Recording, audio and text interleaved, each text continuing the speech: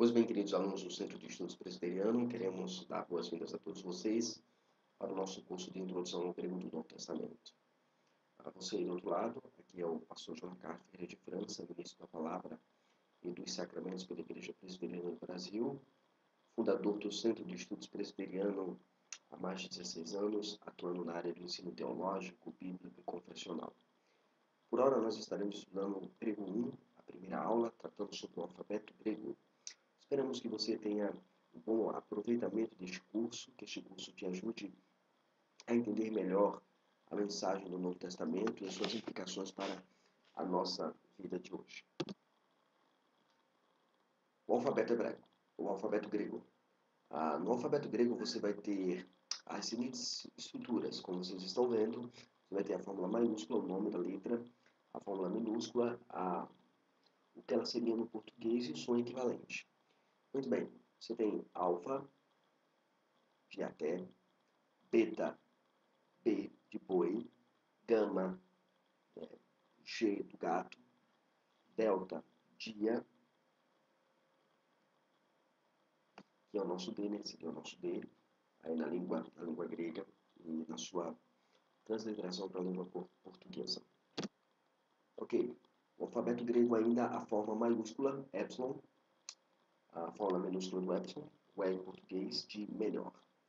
Zeta ou dizeta, algumas gramáticas usam como se fosse dizeta, um D na frente. Entretanto, nós vamos usar a expressão zeta. Zeta, com som de Z, tesouro. Eta, eta é o nosso E de beira. Teta, teta é o nosso TH de toes, toes. O iota é o nosso I de polícia, ou de Fiat. O kappa, o nosso K de kiss. Lambda, o nosso L de leite. Mu. Algumas gramáticas usam a expressão mi ou mu. Nós vamos usar aqui mu ou pode ser mi, depende de como o aluno prefira melhor memorizar a forma da letra grega. Então, o mu é o nosso M de melhor. O nu é o nosso N do português. É bom lembrar que o nu tem uma forma parecida com o nosso V. Não confundam quando você estiver escrevendo o alfabeto grego, não confundam esta letra com o nosso V, ok? N de nada. Xi, xi. O xi é aquele som do taxi, né? Então você tem o táxi como exemplo para esse som do X, xi. Ômicron. Ômicron é o nosso O curto, O, né? Ômicron. De omitir. O nosso pi. Pi equivale ao nosso português no P. P do português, de pegar, de pegar. O ro é o nosso R de roda. É bom lembrar que, por exemplo, o nosso ro pode ser confundido com o P do português quando você está escrevendo. Não leia o re como um P, mas como de fato ele é um R na sua transliteração para a língua portuguesa. Aí no alfabeto grego você vai ter a forma maiúscula, o nome, a forma minúscula, o português e o seu equivalente. Você tem sigma, tem o sigma em duas estruturas, o sigma nessas duas formas, na forma minúscula, você vai saber logo mais o que significa. O tau, que é o nosso T de teto, o sigma, o nosso S de situar, o tau, o nosso T de teto, ok?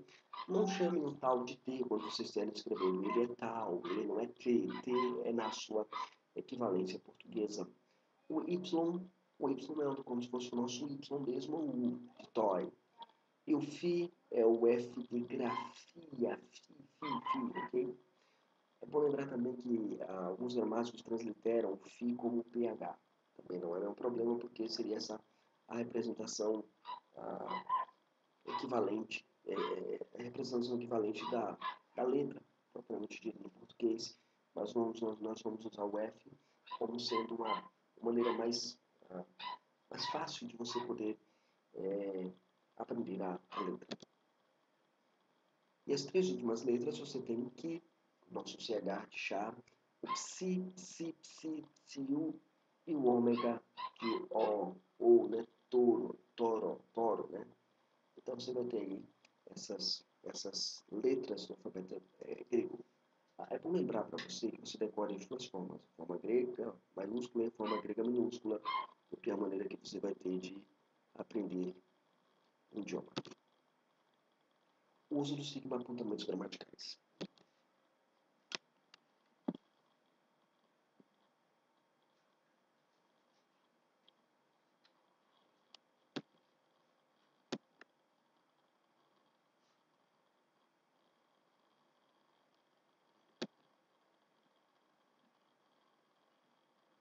A letra sigma, ela, nessa forma como se fosse um círculo, um tracinho, ocorre somente no início de uma palavra, por exemplo, esperma, semente.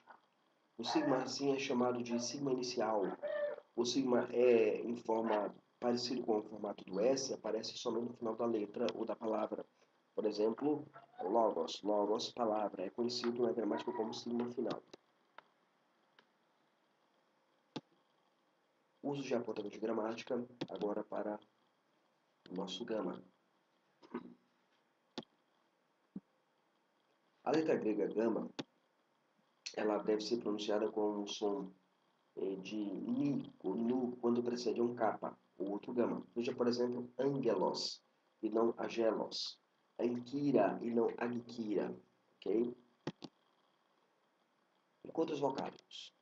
Na língua grega, você também encontra os chamados encontros vocálicos, que são encontrados como ditongos. Nós temos 8 ditongos, isto é, a combinação de duas vogais que pronunciados com um só som.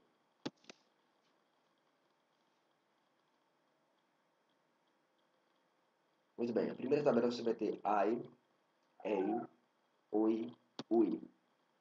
Na segunda tabela você vai ter au, eu, u. Os espíritos e aspirações. No grego do Novo Testamento, nós aprendemos que uma vogal ou ditongo que inicia uma palavra deve ter sempre um espírito ou aspiração, que são classificados em duas formas.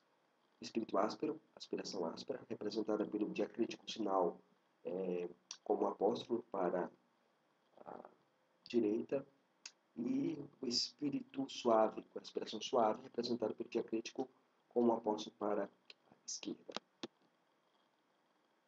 Usos do espírito e apontamentos de gramática.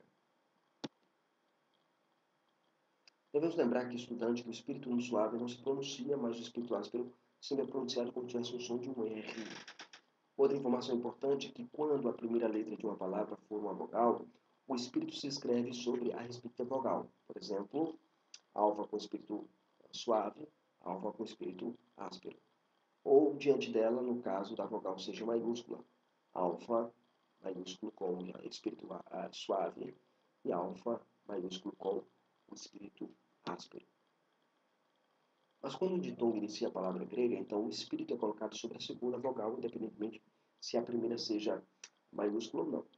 Então você tem o exemplo au, rau, au, rau. É importante notar que a consoante grega, rho, quando inicia uma palavra, tem por obrigação ter um espírito